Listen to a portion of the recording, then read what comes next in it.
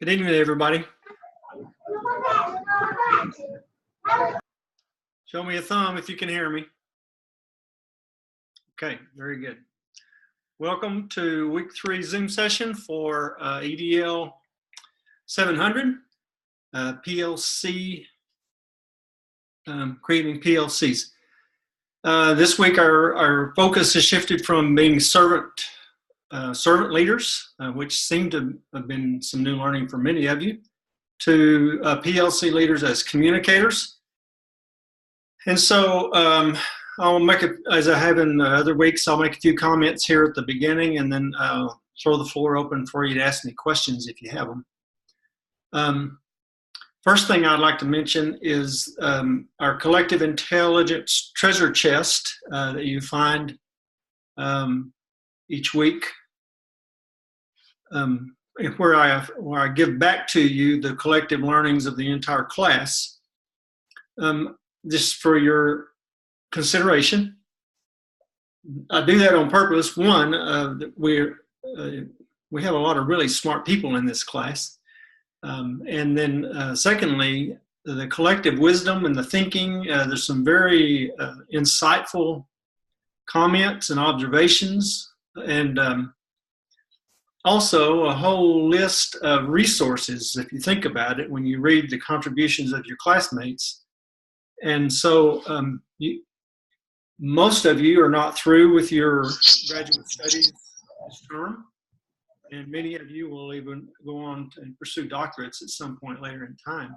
For your consideration, you might consider the possibility of downloading those things and storing them. I'm not gonna be hiding them from you, but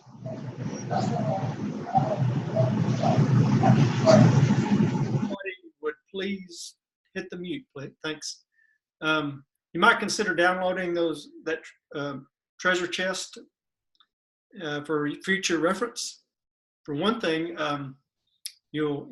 as particularly in the section, the Learning Task 5, where I ask you to go look for resources, your classmates are identifying some pretty high quality documents and videos and other kinds of resources that can be helpful to you. A word of warning, if you will. I've been fairly gentle with you so far in the first couple of weeks on your APA citations and your use of professional language and professional conventions in the way you write, as well as looking for substance, some depth to your thinking. And so I'm going to turn the heat up a little bit on you in the subsequent weeks. So if I've been prodding you a little bit or bumping you, if you're one of those, it's time to bring your A game. Okay, enough housekeeping stuff. A few comments on some of the things I saw either in your responses to the learning task or in the discussion forums. One thing I noticed, Brandy and Allie both made the point that collecting the data is really pretty pointless if it's not followed with action. And absolutely, they're spot on with that. We'll dedicate most of week 7 to having conversations, and I'll direct you to content about how to take substantive steps to actually create an impact, how data can create an impact in our organizations, and particularly for our students. Dana and Michelle mentioned in week 2 the powerful mentors of theirs that they deemed to be phenomenal listeners, and that brought to mind one of the things that I've worked very intentionally in my own career and life over the years is to become a much better listener. And I think I shared that story with you maybe a couple weeks ago, but of all the tools that you and I have in our communications tool chest, and we got more tools than any set of leaders have ever had in the years before. But of all the tools that we have available to us, the most powerful tool we have is listening. And it's amazing. It's been amazing for me in particular. When I was finally convinced myself that other people benefited a whole lot more from me listening than they did from me talking. Now, I know they're paying me to talk to you tonight, but it's just amazing the dividends that come back to you when people feel like they've been fully heard by you. Amber mentioned in her comments an important concept about student voice, and I'd like to reinforce that with you all. In fact, I did my dissertation on how schools effectively leverage the student leaders in their buildings to help them accomplish their goals. And I recommended last week to you Stephen Covey's book, The Eighth Habit, which the eighth habit was finding your voice and helping other people find theirs. But as a means of example for you, when I was a high school principal, and I served a couple of pretty large high schools, I would have monthly student forums. So not in December and not in May, but the other months of the school year. And the way I structured those was, for instance, in September, about the middle of September, I would send an email to the faculty and say, next Wednesday, and I would give the date, during first period, I'm going to conduct a student forum. So those teachers that have a first period class, if you, I would like for you on that day to send to me in the lecture hall the student that sits in the third desk in the fourth row. And my strategy there was to try to make sure that I was getting a pretty diverse group of students. And I didn't just want to tell the teachers to send me a student because I knew that they were all going to send me the little troublemaker.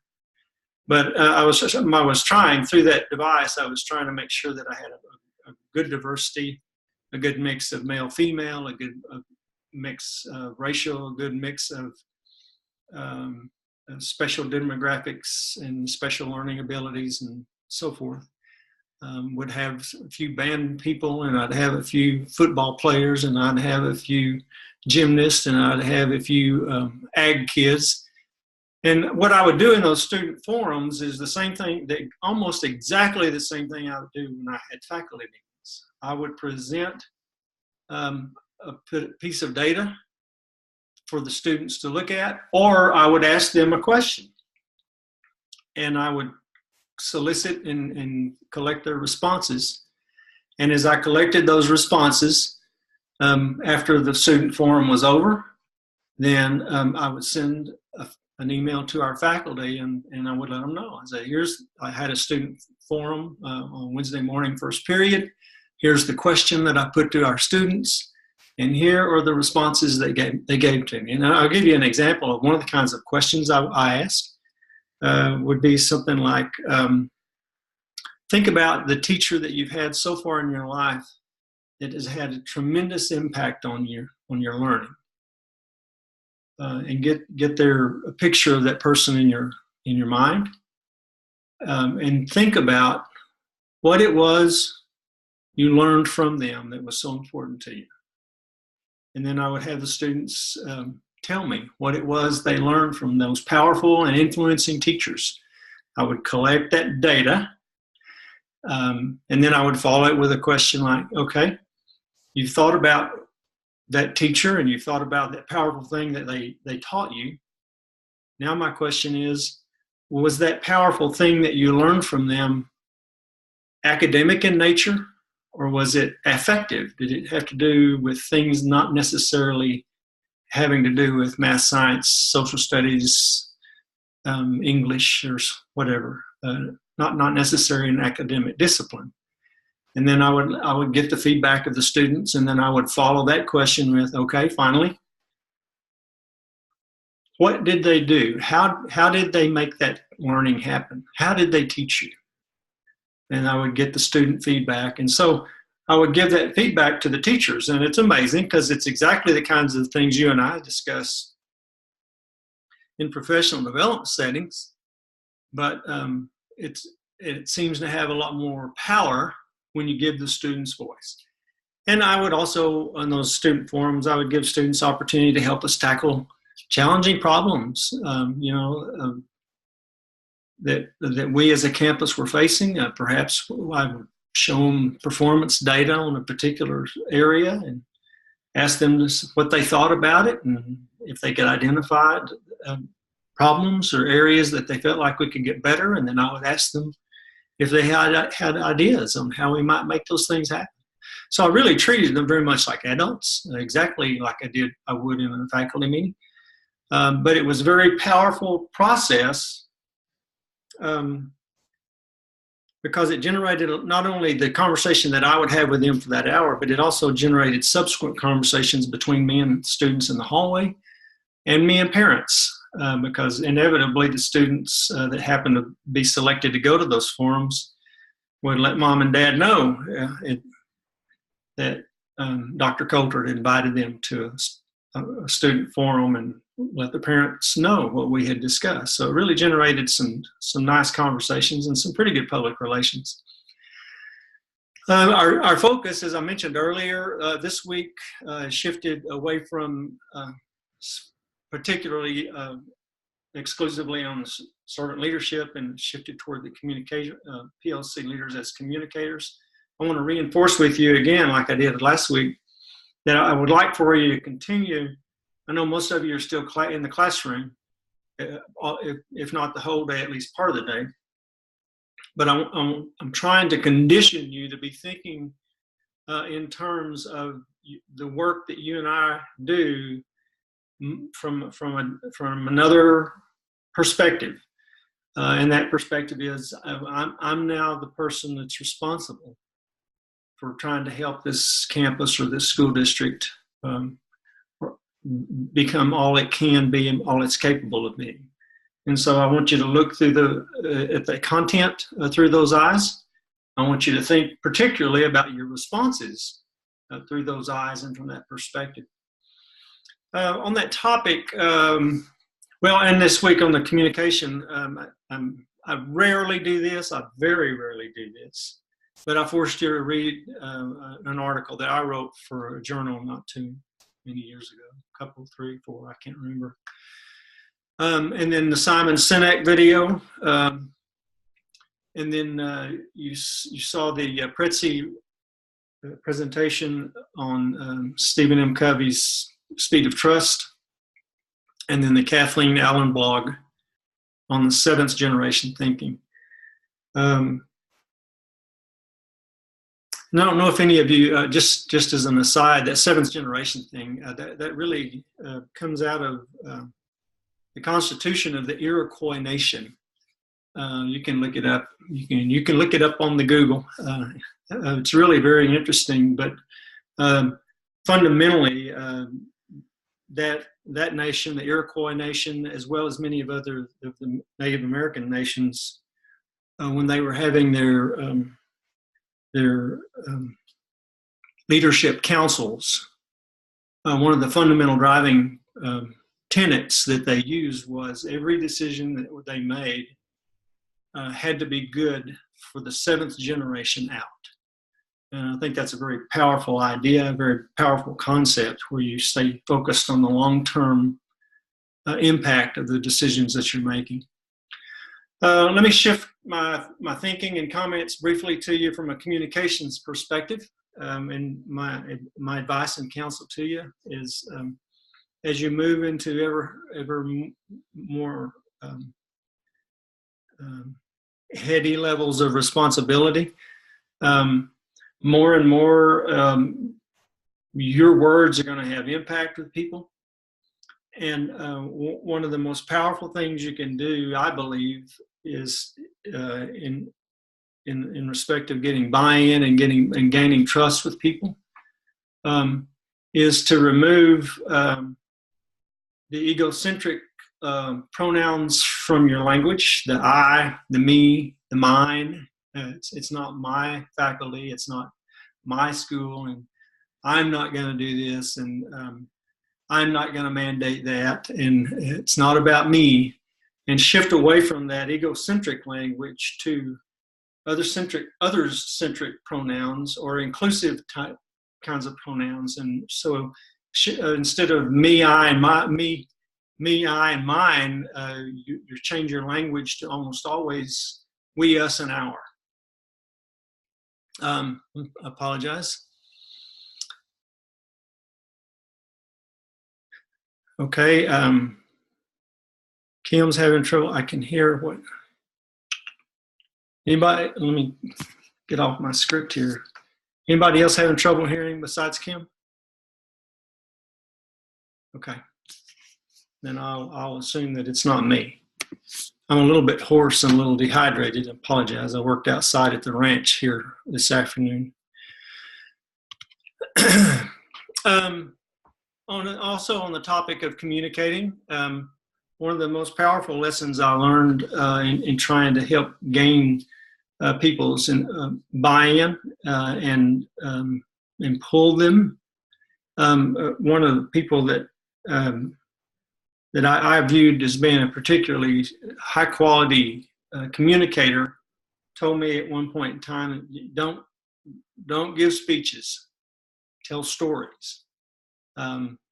If I were dragging you all through a nuts and bolts course on leadership development and deployments, I would make you craft your 30-second elevator speech, and then I would make you expand that for the 3-minute speech that you would give at the Rotary Club or at the PTA meeting, and then I would make you expand that to the 30-minute speech that you would give in some other kinds of settings. But it would be mostly, it would be communicating your powerful message, but always in the context and built around story. Because the thing that grabs you and I as human beings is that human element, the thing that touches our heart, the thing that triggers, oh yeah, I know someone like that, or that's happened to me, or yeah, I'm aware, I've seen that before. Where you're helping people make those compare and contrast connections. Really, it's leveraging the Marzano, #1 Marzano 9 high yield instructional strategy, or as Marzano would say, high probability instructional strategy, which is similarities and differences, because that's the way our mind works. It automatically starts pinging. How is what I'm encountering here like what I already know, or how is it different? And if it's alike, in what ways is it alike? So you and I, in this process of developing ourselves as leaders, and we're in the process of also sense making, making sense of the constructs of PLCs, and making sense of our role in those constructs, and making sense of the way that we can use those relationships and those social dynamics to have a positive impact on our campus. In a later week, we're going to shift our focus to culture crafting, and that's one of my favorite conversations.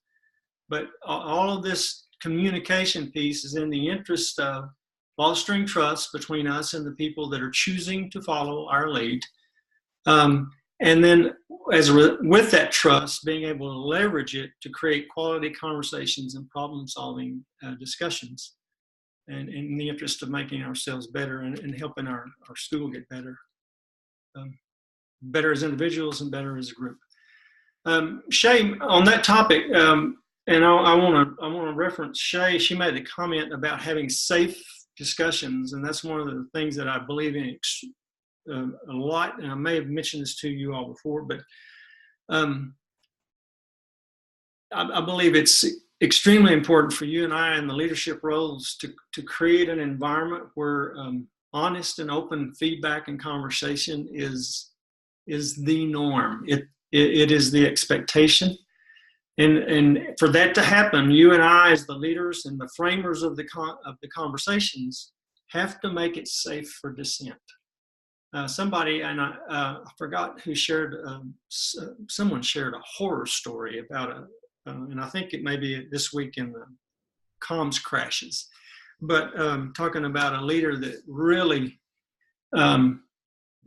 drove people away because they chose to nip someone back in public that disagreed with them. And that's one of the worst things we can do. I remembered when I had a bunch of assistant principals in one of those large campuses, they would get pretty pissed at me because I would take the body blows and from people when we were having faculty meetings or leadership team meetings and stuff.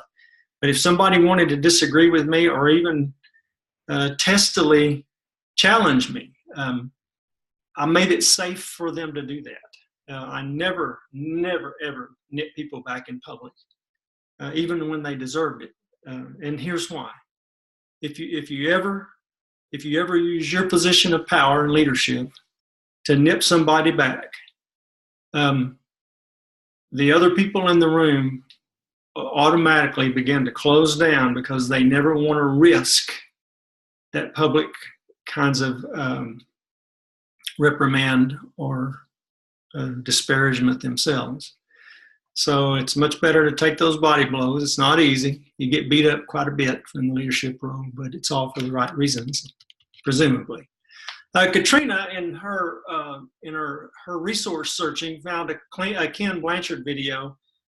And for those of you who may or may not know, Ken Blanchard is one of the prolific writers on the topic of organizational leadership in the last 30 years in the United States. He's written a ton of stuff that's very powerful, and everything he's ever written I've enjoyed. It's been good, but I think I've mentioned to you all I have two daughters, and their husbands are both school administrators. One of them is a school superintendent, and then one of them is a principal. And the principal, Dr. Reel, got his master's degree at Abilene Christian University in Abilene, Texas. And when Jody was going through that program, I was asking him, what they were forcing him to read. And he said, well, we're reading Ken Blanchard. And I said, oh, really? And which book? Blanchard's a business guy, an organizational behavior fellow. And Jody said, well, he wrote a book called Lead Like Jesus. And so they made those students in that program read that book. Well, of course, I bought the book and read it, and it was a very nice book, but it cuts almost exactly to the conversation that you all and I were having last week about servant leadership. Several of you made that connection as well. But anything Ken Blanchard writes, it's not all faith-based, but anything Ken Blanchard writes on the topic of leadership is quality stuff. I can encourage it. Jessica, when she was looking for resources, she found she made an interesting comment that 75% of the folks who leave jobs leave because of the leader. And that's, I don't know if the percentage is exactly right, but it can't be far off. One of the guys that I've read is a guy named James Hunter. In fact, in that Lichtenwaller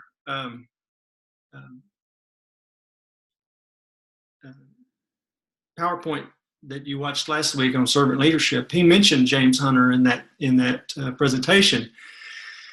But James Hunter says that people don't quit crappy jobs; they quit crappy bosses. And yeah, of course. But that brings an interesting point to mind for you and me. And in this, if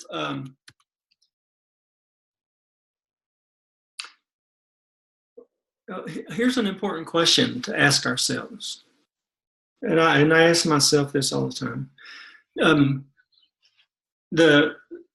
The difference in where, I'm not sure, I'll back up just a little bit. The difference in where our campus, your campus, and my campus is right now, and where we want it to be.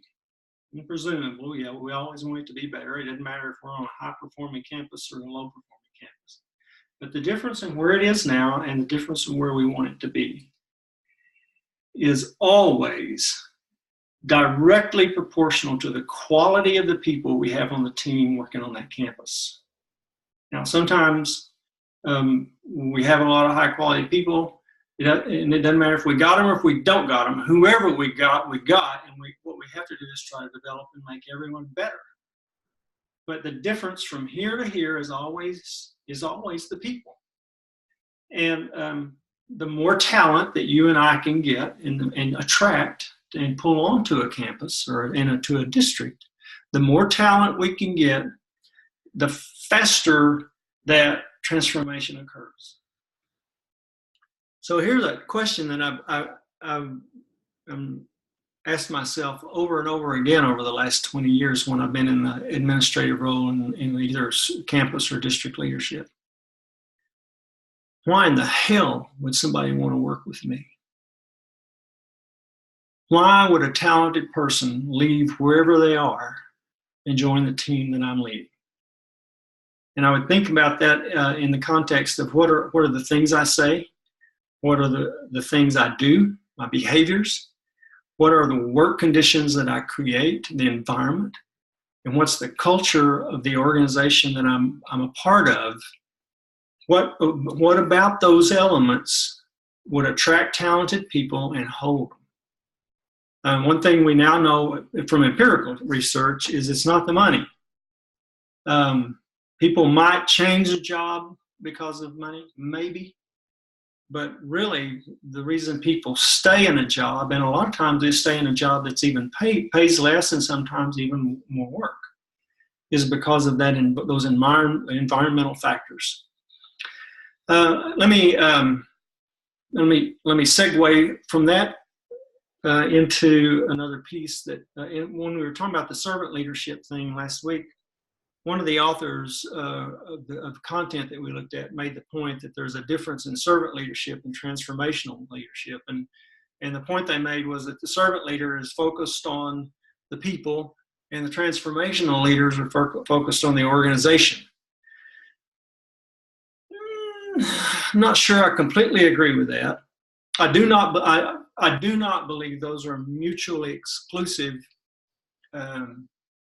constructs.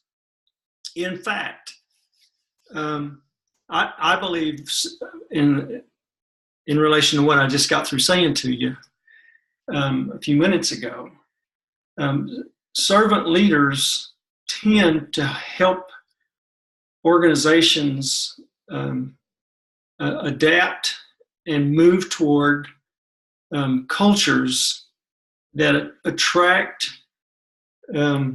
quality people. Daniel Pink has made the point in some of his work is that the things that attract highly talented people are mastery and purpose and autonomy in the workplace. That you give people, you help build a vision of high purpose, something that they feel like it's big and worthy. You give them job roles in which they have the ability to use their very best gifts in pursuit of that vision. And you create work conditions in which they have latitude to pursue that in a way that they see fit. And so that is the work. It's not the work of just the servant leader. It's not the work of just a transformation leader. I really have a hard time separating those two concepts. But yes, the servant leader is focused on the people, and yes, the transformational leader is focused on the organizational improvement. But I don't believe those are two different things. They don't have to be. In fact, if you and I, as servant leaders, can create those conditions, those healthy conditions, I like to think of it in terms of the health and the well-being of the organization. Then those people, those talented people that move us from here to here, are more likely to stay with us. They're more likely to work happily, and they're more likely to work productively. If you can, and consequently, what you get is a transforming of the organization, a transformative atmosphere. Sounds like a sermon here. I guess I should write that or get an invitation to some group. No, y'all just pay. Y'all pay to listen to that stuff. Okay, I'm reading a really nice book right now, written by the late Phil Schlechte. The title of it is Leading for Learning. And in that book, Schlechte, he differentiates, I just differentiated a little bit from servant leader to transformational leadership. In that book, Schlechte actually talks about differences between PLCs and learning organizations. He makes some really nice points there, but his point is this, that a learning organization, one that's ripe for transformation, a learning organization actually has many PLCs within it. And that's sort of the concept that Dr. Christensen introduced us to, that nested thing. That learning organization serves as the container, if you will, for any number of PLCs, all of them working toward this transformation that we're trying to accomplish.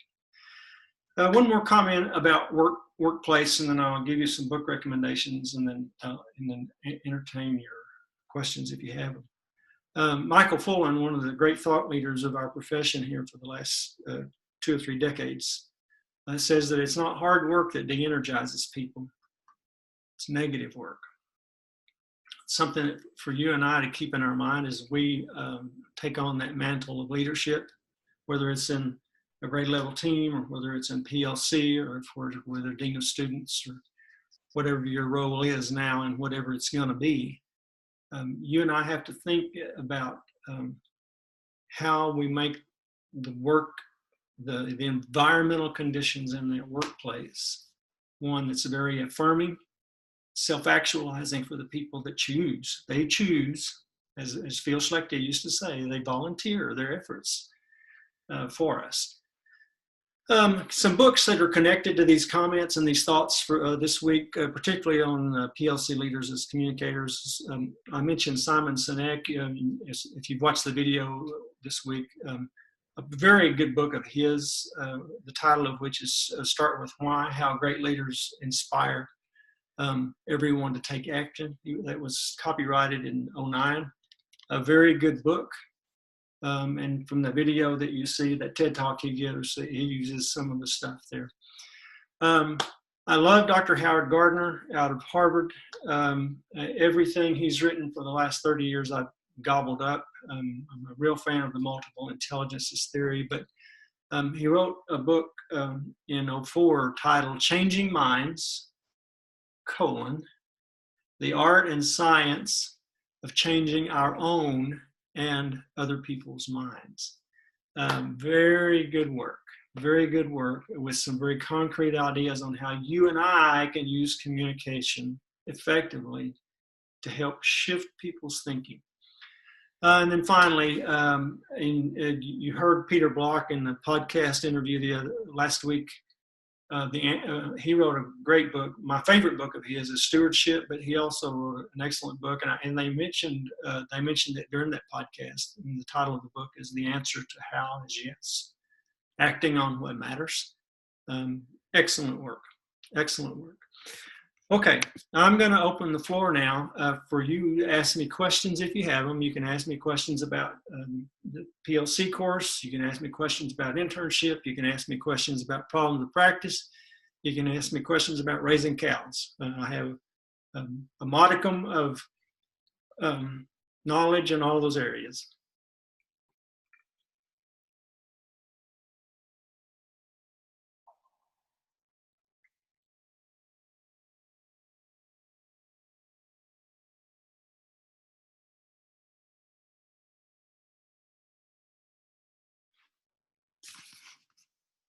Let me look at more of you. I've really enjoyed getting a peek into your brains.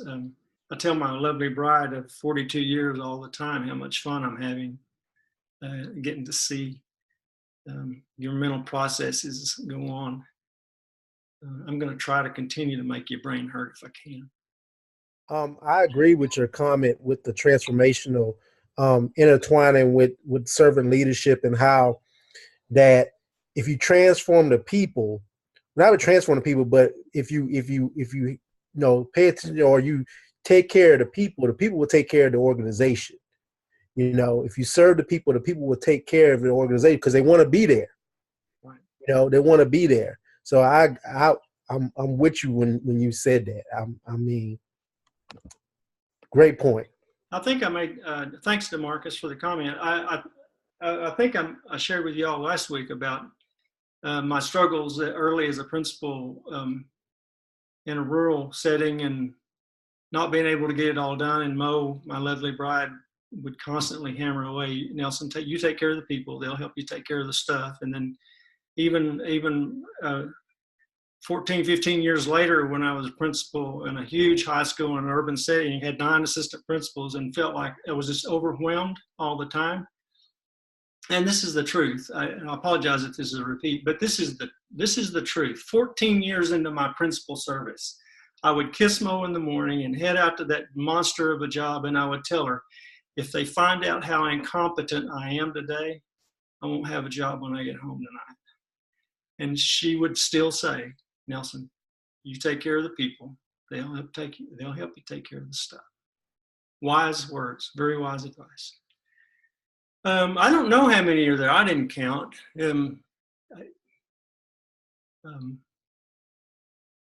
Whoever's here is supposed to be here, and whoever's not here will get to it later, maybe. Other questions if you got them, or comments? I can't believe some of you are taking 7 hours of graduate school in 7 weeks. Oh man, it's like walking into a buzzsaw. Oh, thanks for the kind words, Holly. 9, you've taken 9 hours.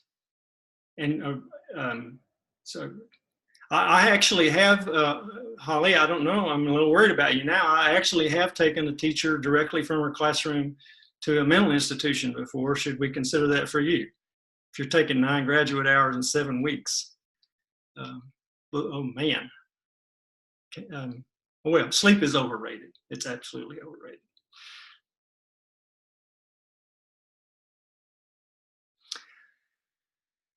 Okay, I'm going to give you just a few more seconds to ask a question, and I'm going to bail on you. I'm going to go fix my hair so it'll be pretty for the next class. What's asleep? Yeah, I understand. Still,